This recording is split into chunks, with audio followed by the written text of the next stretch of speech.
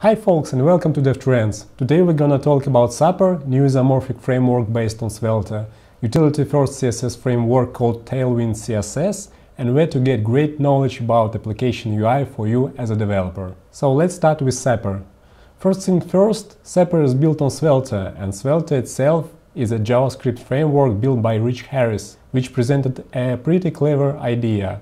What if a framework which you build your app on will compile your code into plain vanilla JavaScript instead of relying on complex abstractions? So here came Svelte, which started a new compile and disappear trend in web frameworks, picked up by Glimmer, Surplus and others. And it's really fascinating because we're going full cycle here. Started with vanilla JS, continued with things like virtual DOM and finishing again in plain JS, but in completely different form, in the form of performant and native web components. But let's get back to Sapper. Sapper is a new full-featured framework, or more precisely a full-stack helper for Svelte. It comes with numerous handy tools facilitating development Svelte apps like declarative routing, server-side rendering, hot model replacement, code splitting, dynamic preloading and a lot more. And let's see how it works. So here we get Sapper website based on svelte.technology. And let's head to documentation. So there is short introduction about what Sapper is and how it works. But we can just skip it and go to the config. Let's, for example, go to the Sapper template GitHub repository and just clone it to our folder. Let's do this. Digit is like simply cloning our GitHub repository to our local file system. So this is our projects. Let's name it Sapper demo.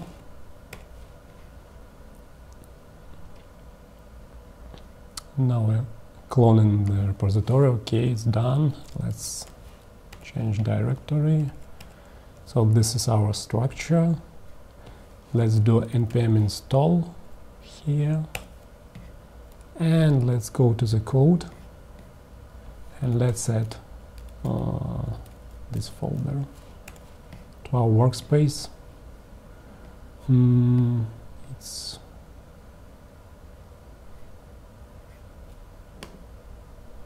projects, and here's our Sapper demo. Let's add it. Okay, and this is our file structure. So let's go through this structure, because Sapper is a Next.js inspired framework, so there is also convention over configuration feature, and there are some folders that are predefined in Sapper. For example, let's start with Server.js. So Sapper is basically acts like simple middleware to your Express application. So you create completely custom web application based on Express web server, and after all this stuff, you just making Sapper, including Sapper as middleware with app use, as you do with any other Express middleware.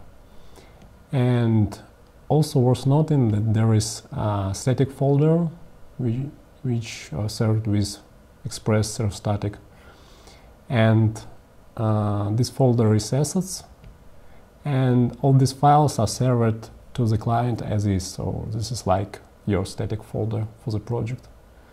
And here comes Sapper, the last one, and like this all app listen, port, and listening to our server. Here comes Sapper's tests. Let's skip it for now. And there are two main folders of Sapper. It's routes and templates. Let's start with templates. So basically templates, it's old plain HTML files with some Sapper improvements, like including of styles, including of some custom head tags, and including the basic layout with Sapper.html. So there are templates for page that's found on server, like with 200 response code. There is a page for not found pages, 404 and something like that. So there is similar layout but with like custom text, and there is template for most server errors with 500 error code. And here we got also main.js. It's like main intro file for Sapper. Here we import init function from Sapper runtime, and we provide query selector for Sapper container defined here. So you see this is ID Sapper, and here we got Sapper as well. And there are routes. There is a special variable injected by Sapper itself. Let's head to routes itself. Worth noting that in Sapper there are two types of routes. There are static routes like client-side, and there are server routes which act like API for your application. Let's start with a simple static routes like index HTML and about HTML, and let's head over to our term, and let's start just going to this directory and making npm start. I'm sorry, npm start is works like a build step. Let's run npm run dev. It starts our development server. So listening on port 3000, let's head our localhost 3000, and here we are. Great success. And let's see how it works. So you can see there is 3 pages like home, about, and blog page. Home, about is static pages, and blog is dynamic road, dynamic page fetched from the API. Let's see what we get in Index HTML. It's our home road.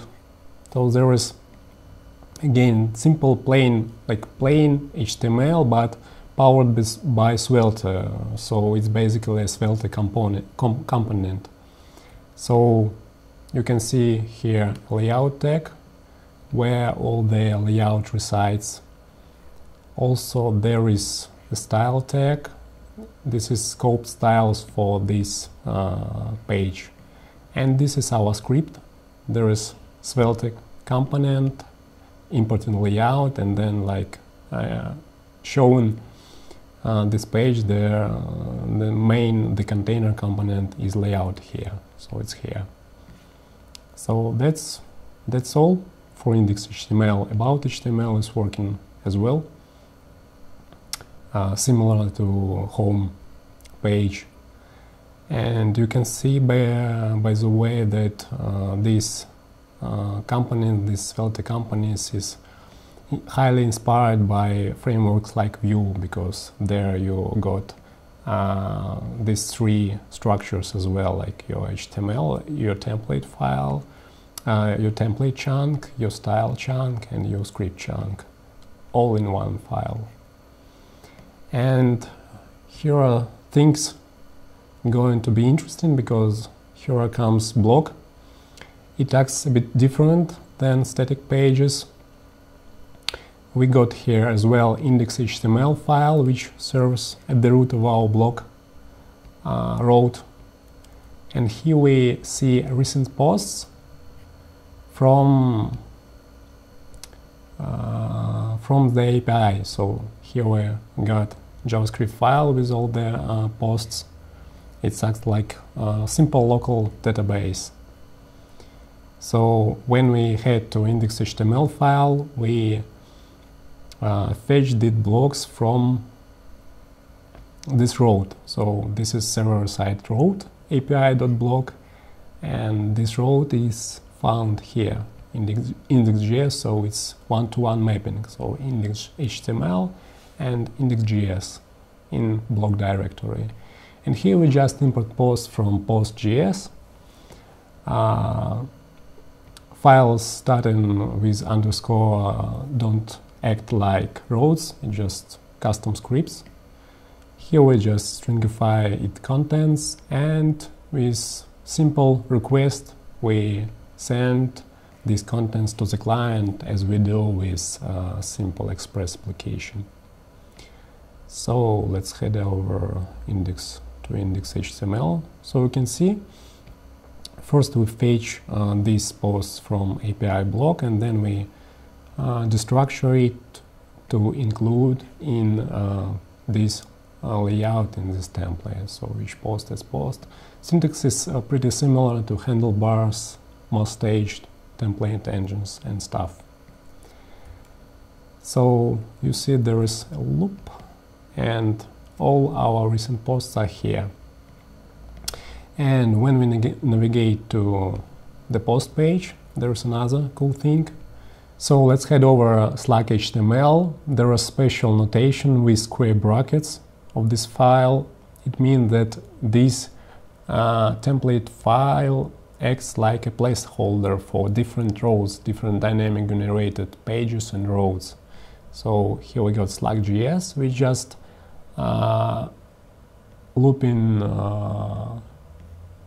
for posts, for our database posts, and just finding the right post based on Slack. And here is a Slack HTML, which again fetching now just one specific post and returning it like a post. So here is worth noting that Slack can be got on the client like parameter, because this is just like simple request. Let's change it, request, and we can do like this params query request. So, and then we show in post title, post HTML, and some stuff here. So fetching it's right from the server. So let's head to block, and you see there's our block road, there is our Slack road, and there's our blog post content. So it's pretty easy.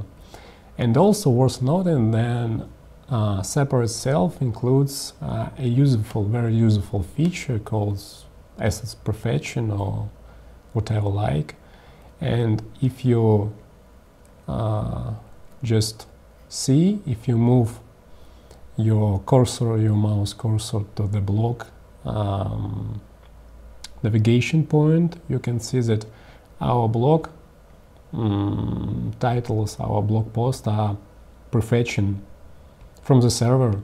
So when you move your cursor to the blog, you click on blog, this stuff is instantly rendered on the client without fetching stuff from the server. And also with our recent posts, so if you move to what is Sapper, you can see that our request is done and all JSON is prefetched from the server, from our server API road. So let's navigate to Sapper, and you see it's working instantly. So that's a great feature. It's included in Sapper code, and you just need to add special attribute called rel prefetch to make Sapper to prefetch your assets. So that's all, that's simple. Okay, then this is how Sapper works. It's a great tool for simplifying your development, and it includes many features from the box. So if you're working on Svelte, this is like must-have for your server-side development. And this is done by the same person, by Rich Harris, and it's really awesome and new concept of building your web applications and compiling into plain vanilla JavaScript. Now let's move ahead and talk about Tailwind CSS. Tailwind is utility-first CSS framework leveraging concepts of atomic CSS and made with special care. Tailwind is created by Adam Wasson, a full-stack developer who builds awesome tools, writes great development books, and teaches other developers best practices of UI design. But about this a bit later. Some months ago he wrote an article about current state of CSS called CSS Utility Classes and Separation of Concerns, where he talked about modern CSS flows and how to address them with utility classes. Utility classes are small chunks of CSS styles that handle one specific case. And sometime later he released first version of Tailwind CSS based on best practices of such utility-first approach. And this is not how Bootstrap, Foundation, Semantic UI and other classic CSS frameworks work. Bootstrap and other classic CSS frameworks were created for easy prototyping and not as complete UI management tool for your application, but became extensively misused. So if you develop mid to large-scale application and using Bootstrap, you should be pretty sure that you'll have to tweak your Bootstrap with custom styling, weird tricks, and so on. And Tailwind CSS doesn't have such disadvantages, as it's like Lego blocks for a castle. So let's see what it means and how it works. So let's head over tailwindcss.com. There's our documentation. The first introduction article tells us about Tailwind CSS, what is it and why do we want this. Let's head over to installation. So there are basically two ways to install Tailwind CSS. The first one is just include your in your link this Tailwind CSS library from some CDN like JS Deliver. But in this case, you won't be able to use some advanced feature of Tailwind CSS, like, for example, code split and stuff. So let's install it with npm.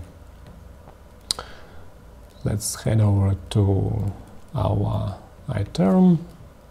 Let's kill Sapper server and let's create Tailwind demo and cd to it.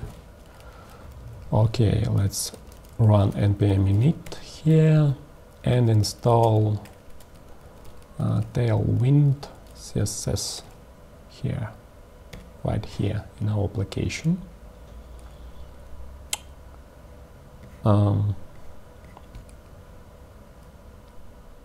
So it's installing now. There are several uses of Tailwind CSS in your project, several ways of including it. I mean, you can include it with your Webpack via post CSS, you can include it with Gulp, and if you're using Laravel PHP framework, you can use Laravel Mix as well. We will be using Parcel. It's simplified bundler without configuration. It contains post CSS in the box, so we don't need to use something external for it. And we installed Tailwind CSS as our npm module, and let now create some basic layout. For example, okay, let's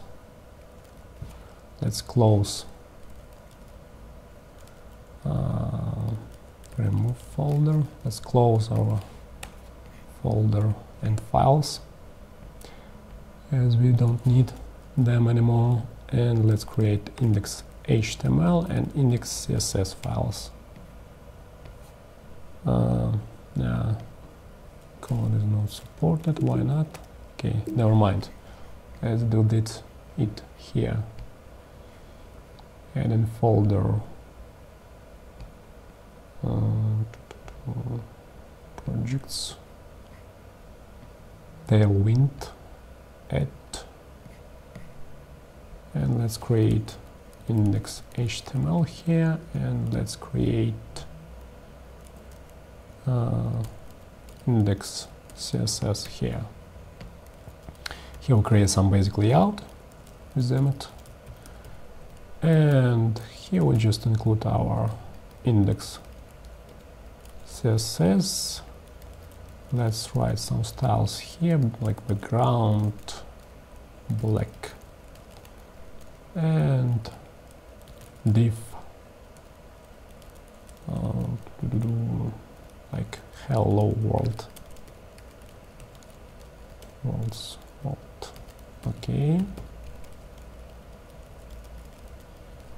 Like color white. Save, and let's just use there is index HTML, index CSS, and we just start with parcel index HTML. Let's head over localhost 1, 2, 3, 4, and it works. It's great. This is our like Bootstrap layout, like boilerplate. Let's open DevTools here, and let's make Tailwind CSS work. So we will use post CSS. So we just create in our root project, we create post CSS config.js, and let's require Tailwind CSS from the module. Worth noting that before using Tailwind CSS, you will need to generate its config file. It can be done simply as calling executable of Tailwind CSS called Tailwind from your local directory, or if you installed Tailwind CSS globally, you can just run Tailwind init, and here I think it's done this way. Yeah, you can see that projects, yeah, like let's call it Tailwind config.js. So here is it. Let's refresh our folder, refresh Explorer. Here's our Tailwind config. You can see all the generated styles, all the generated modules. You can exclude or include additional ones to a Tailwind bundle. So it's pretty dynamic. And here let's do model exports.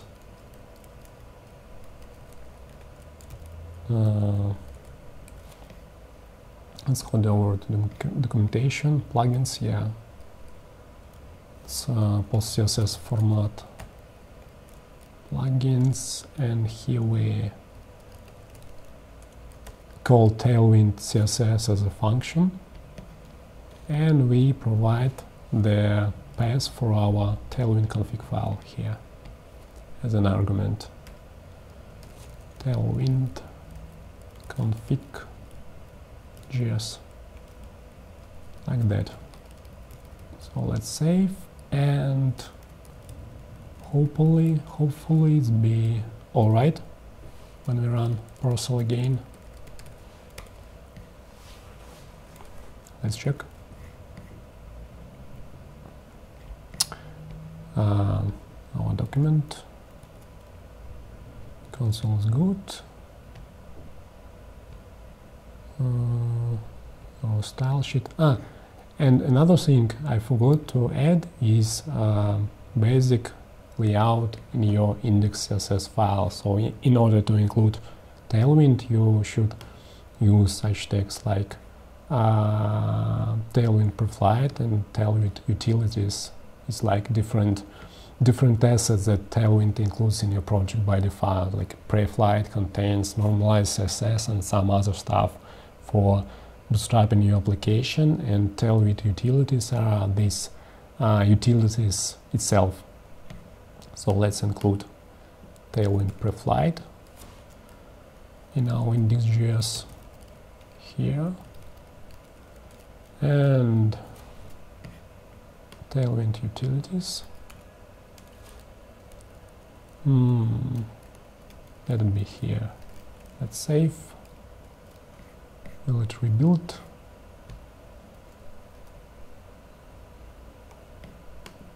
Let's see. Yeah, it seems it includes all the stuff here. So now let's work with Tailwind CSS itself. So basically, how you use Tailwind CSS and use its utilities, you just create, for example, button, click me, and here in Tailwind there are a lot of utility classes that you can use with your components, like backgrounds of different sizes and different colors, positions, borders, display properties. You can use flexbox as well and many other stuff. So let's just make use of default settings and add some classes. Let it be with white text, with like border. Let's head over to documentation.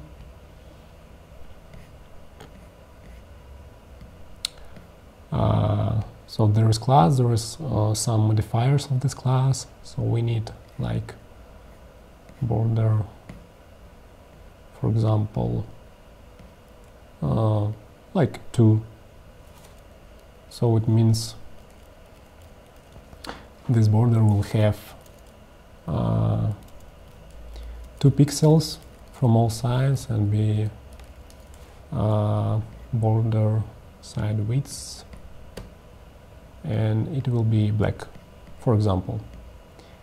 And now let's add some background. So we head to background section and find the utility class that suits our needs, like it be background black. Let it be, or maybe background red, I don't know. Let's add background red and save. And when we head over our document, let's remove other styles for now. Let's remove body and div styles, and that's all. So you can see we added a button, click me, with red background and black border and white text. We need to add some paddings around it.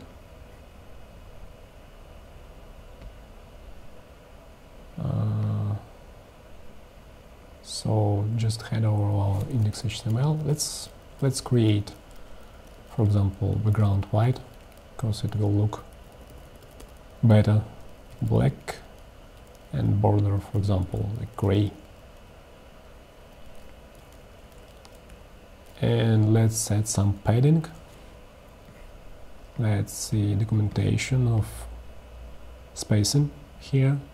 Here we got padding, margin, and negative margin properties, and as well some modifiers. So we need padding of scale of 2, it's 0.5 rem points, so just like that. Let's see what we get. So here is it. There is as well some states, some state styles like hover, like focus, and so on. There are a lot of additional responsive styles, which adds some media queries and media query related styles as well. So it's extremely flexible framework, and it's just cool. And this is a nice suit when we developing our apps on component-based frameworks like React or Vue or Angular. But such styles can be a bit redundant, so there is a special helper in Tailwind CSS. It's called apply, so you can create like custom styles Let's create it here like button style, and we can just apply all the styles we got here. Like it will be our default button. Here we go. Let's just add some dots here. And here we can just now use only button style, and it will inherit from all these styles, from all these classes, I mean. So let's reload, and you see that everything works. Like you see, there is button style, which combined with all these classes you need. So Tailwind CSS is about 300 kilobytes unminified. It's a bit larger than Bootstrap, Semantic, and other CSS frameworks, but Tailwind CSS is extremely extensible, and you can just include what you need in your project and nothing else. So the bundle size will be a lot shorter and a lot smaller than the initial one. And another awesome thing that is made by Adam Wasson together with great designer Steve Schoger is called Refactoring UI. This is a free UI analysis of various apps and services and how to improve it. You can subscribe to its newsletter by email and then receive new case studies as soon as they are published. Such case studies contain highly usable practices, tips and tricks in the easily understandable form of before and after. And you can apply this to a project and get fresh and clean UI that will make your users and you a lot more happier with our degree in design. And if you are not yet convinced to subscribe, check these awesome tips by Steve Schoger that I'm 100% sure will dispel all your doubts. That's all for today, folks. All the links are in the description below. Thank you for watching and stay trendy.